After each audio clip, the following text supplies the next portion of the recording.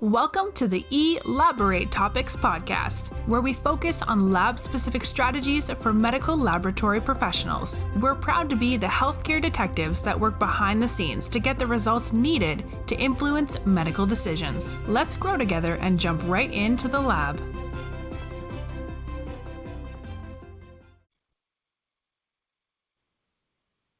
Have you ever been in a lab where there is a lot of gossiping, tattletaling, drama, call-outs, and just being there drained your energy?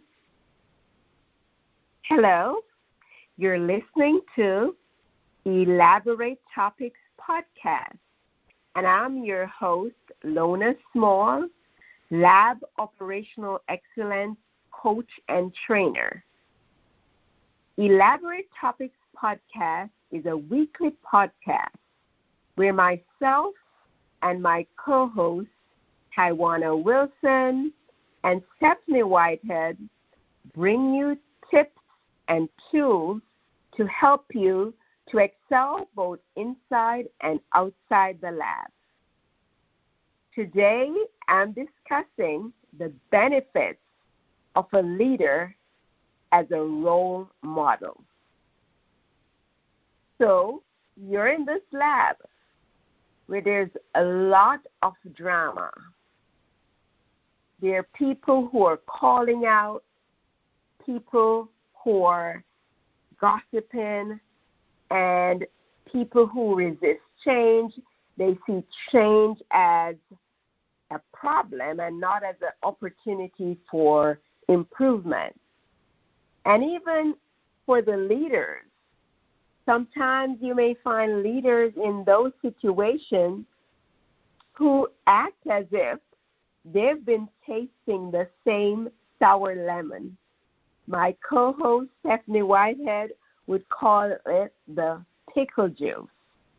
And so there are complaints even from leadership. They're infighting. They're blaming. I remember at the beginning of COVID, there was a lot of complaints actually coming from phlebotomy. People were actually afraid to draw COVID patients. So there was a lot of fear. There was a lot of spreading of misinformation. You had some phlebotomists quit. Some went and got restrictions so they wouldn't have to draw COVID patients. Some people were calling out. And so we got together a team of people who had great proficiency in biocontainment units. And I happened to be one of the co-leaders of the team. And so we got the phlebotomists to sit down with us. We spoke with them individually, and we listened, and we answered their questions, and we realized the fear that was there. People were really afraid. There was a lot of misinformation. And so we decided we wanted to standardize a training to help them to feel comfortable with using the specialized PPE, donning and doffing and cleaning their equipment properly, and how to enter the units and enter the patient's room, exit the patient's room. And we not only did the training, but we went with them to the patient's room. We put on our PPEs. We went through the same process that they went through. We went with them to the patient's room. We were there to answer questions, to relay some of their fears. It helped them to feel supported, and they started feeling a bit more comfortable with what they were doing because we were willing to walk in their shoes. So that actually reduced some of the negative information that was going around, and it allowed them to gain some confidence, not only in themselves, but in leadership. So that improved the morale And then it started to rebuild a more positive work culture. So I just wanted to talk about the importance of a role model, because being a role model as a leader is very powerful. And for the last few weeks, I've been talking about traits of a lab operational excellence leader. And I think there are two episodes before this, maybe 2 or 3 weeks ago. I spoke about a lab operational excellence leader having a clear vision for their team. And today we're talking about being a role model. So you being a role model, you don't have to necessarily have a role as a role-based leader. You can be a role model in your home. If you're leading your home, you're leading your kids. You could be a role model with your friends if you're leading in any way, because being a role model is so powerful. And I know some leaders may say, well, I can't change people. You know, they're adults. They come to work, and they bring whatever habits that they have to work. But I say, as a leader, you set the pace for your work environment. You set the tone for your work environment. So you decide what you want to allow in your work environment, what you want to tolerate, and what you don't want to tolerate. And so there are ways in which you decide to encourage the things you want to see and punish the things that you don't want to see.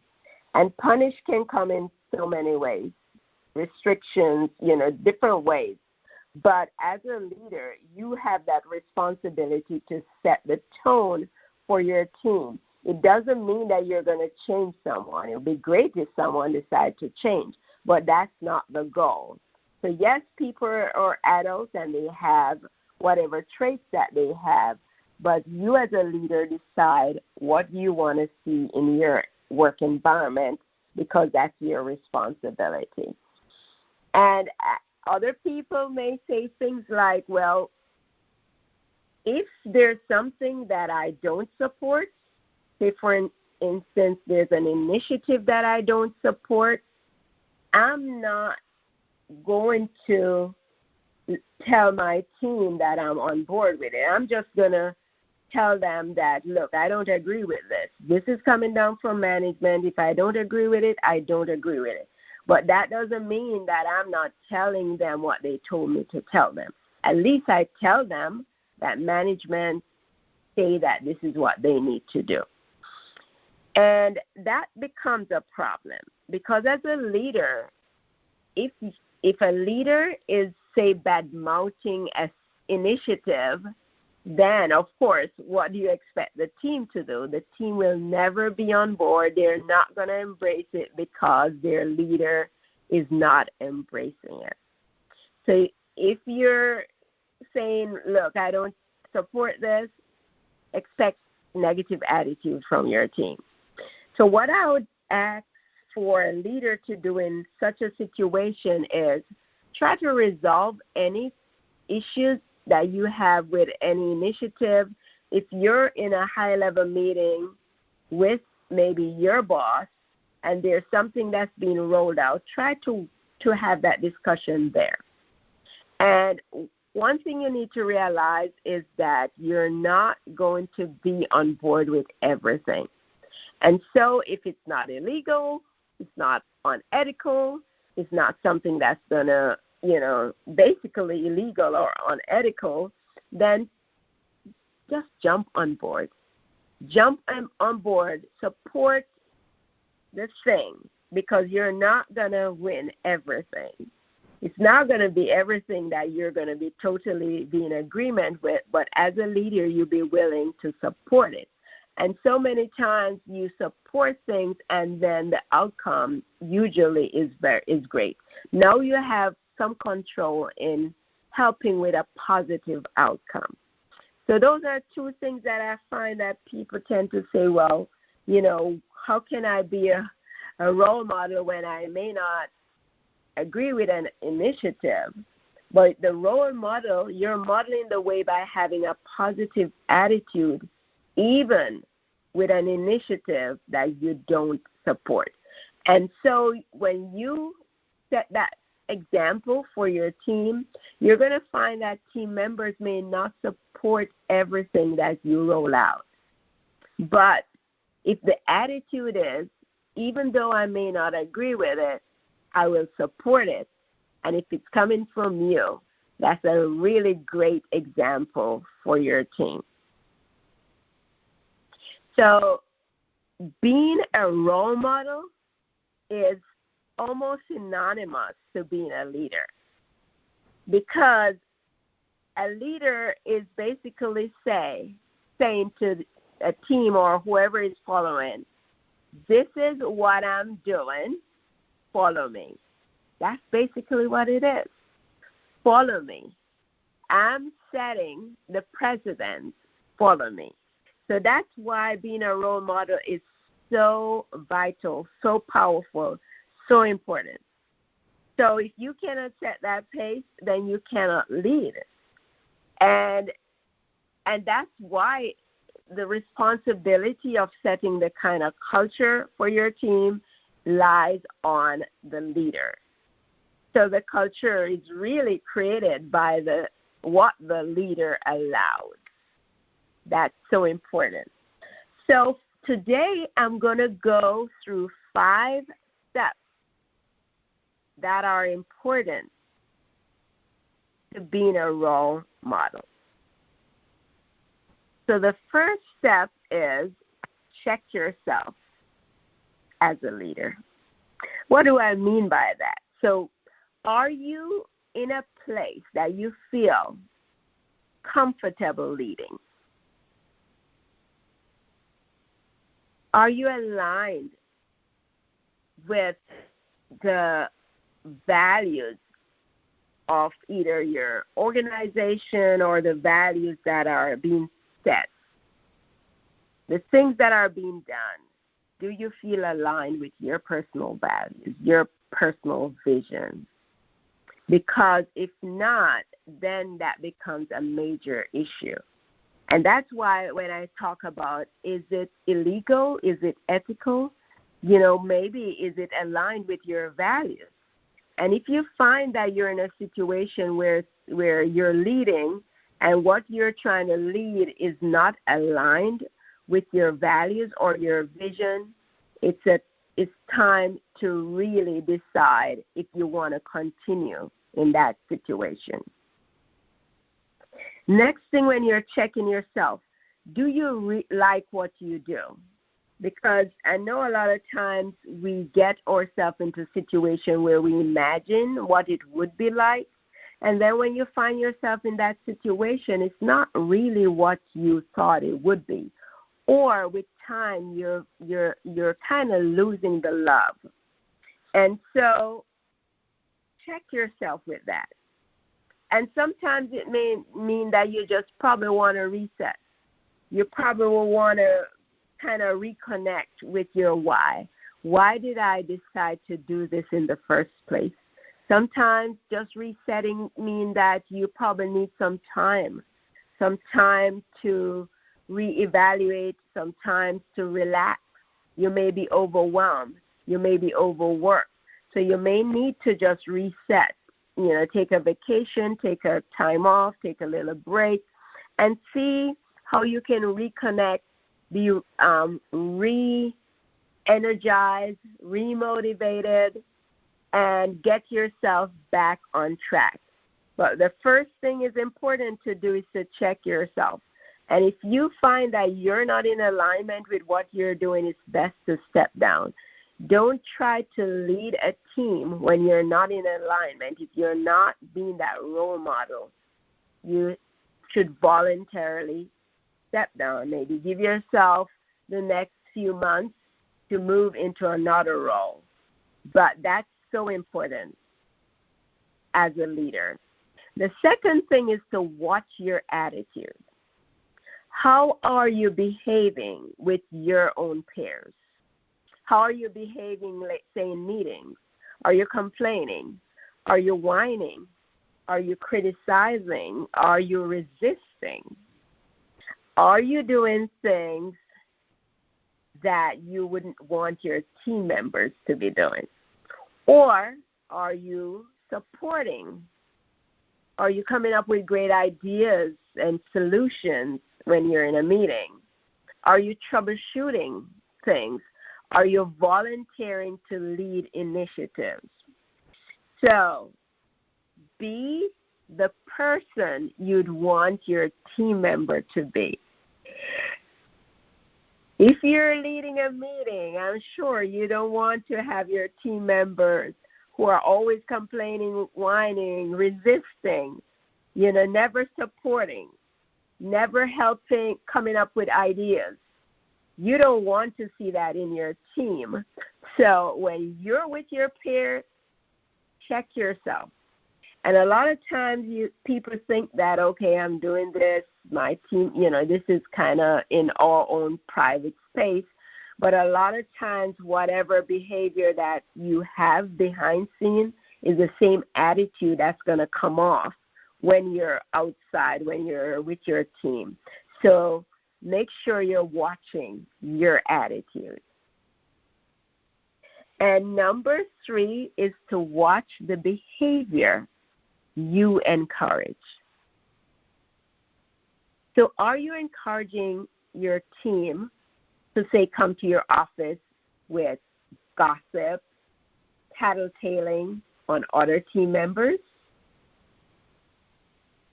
Are you kind of pitting them against each other? Because if there's somebody who feel as if they can always come to your office with gossip, then when they're out there with their other team members, they're going to have the attitude as if they have something over them. And that kind of attitude of pitting people against each other, that's where the drama comes in. It creates drama. It creates people talking about things that they shouldn't be talking about, things that they shouldn't know about other team members. So that negative environment now starts generating all these other negatives. Like I say, it generates the gossip, the drama that you may be wondering, why is it that there's all this drama going on out there? Make the connection. Is that stemming from what's happening with the few people that's coming to your office? Are you being that role model? So watch the behavior you encourage. Number 4, be willing to walk the walk. So be willing to support your team when things get tough, when there's a crisis, maybe downtime, instrument downtime, when there's snow and people may call out. Be willing to support your team. And it doesn't mean that supporting your team means that on a regular basis you're on the bench, working the bench, doing things that's not part of your role. You have a role to play. Your team members have different roles to play. And being on the bench on a regular basis doesn't mean that you're being a role model if it's not necessary. And that's why it's important to balance your team and make sure people are in the right place and people are well trained. Your team have the capacity to manage by cross-training and other things. However, if you're in a crisis, support your team. And don't expect your team to do anything that you're not willing to do. So be willing to walk the walk. Same example we gave when I talked about walking with the team during COVID. That's an example of walking the walk. Number 5, celebrate. So celebrate the behaviors you want to see in your team. So recognize the positive behaviors and punish the negative behaviors. And, there's so many ways in which you can celebrate your team, celebrate the things you want to see in terms of the culture that you want to see, the behaviors you want to see. You give attention to the things that you want to happen, focus on the things that you want to see happen. And I have a video that I did called Building an Effective Recognition System, and that video is on YouTube on Lona Lab OPEX Leaders YouTube channel, and I go into detail about how you can celebrate the things that you want to see and how you can build a real great recognition system. And that is important when it comes to getting the kind of culture that you want to see. So, some of the things that's important to consider. It's important to remember that a leader can mess up. So you can mess up, and so when you do mess up, which you will, don't be afraid to own up. Apologize. Apologize to your team when you mess up. And what that does, it does several things. And 2 things that I can think of. For one, it allows your team to realize that you're a human being and, you're a human being like them. People want to relate to humans. They don't want to relate to this perfect image of something that they don't know what it is. So you're a human being, and you're going to mess up. But the important thing about that is if you mess up, it's so important to apologize. To apologize when you mess up. And the next thing that it does, it creates trust. So it creates trust because they know that you're going to call something out when it's wrong, even on yourself. So that creates that trust. And the second thing to consider is remember that your team, they're also human, and they're going to mess up.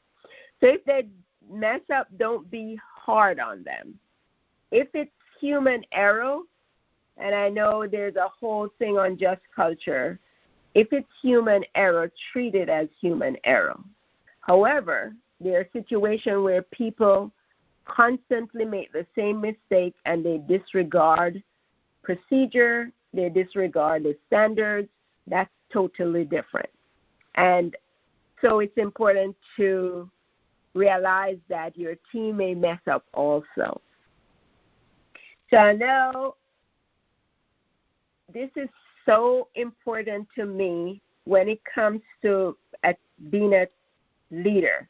That one of the first things I think about, if you ask me, what are the traits of a leader? A leader is a role model. Because if you're not modeling the way, you cannot lead. And basically, that's what leadership is. You are being that model of the person that you want everybody else to follow. So they are following you as the lead. You're setting the lead and they're following. But it's always important to remember that you can mess up. I always try to give my guests one thing to do, because whenever there's a lot of information, many times people get stuck or confused. And so I know I went through 5 different things that you can do in order to demonstrate or to be a role model. First one is check yourself. Make sure you're in the right place. You're aligned with the job that you need to do.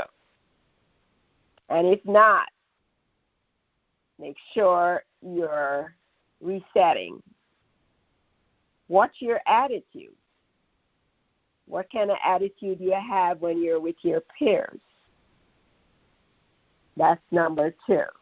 Number 3, what's the behavior that you're encouraging with your team? Are you encouraging tattletale gossiping? Number 4, be willing to walk the walk. Help your team out when they're in a crisis. Walk the walk. And number 5, celebrate the behaviors you want to see in your team. And as I say, usually whenever I give a lot of information, I usually ask you to think of one thing that you would do after hearing this. And the first thing that I'll tell you to do is actually the first thing that I have on my list is check yourself. So evaluate where you are as a leader. Evaluate or reevaluate. See if you're aligned with the position that you have. And if you are, think of doing a reset. Maybe you may need to take a break and reset and remember your why. And if you're not, think of a resignation plan. So reevaluate, reset, resign.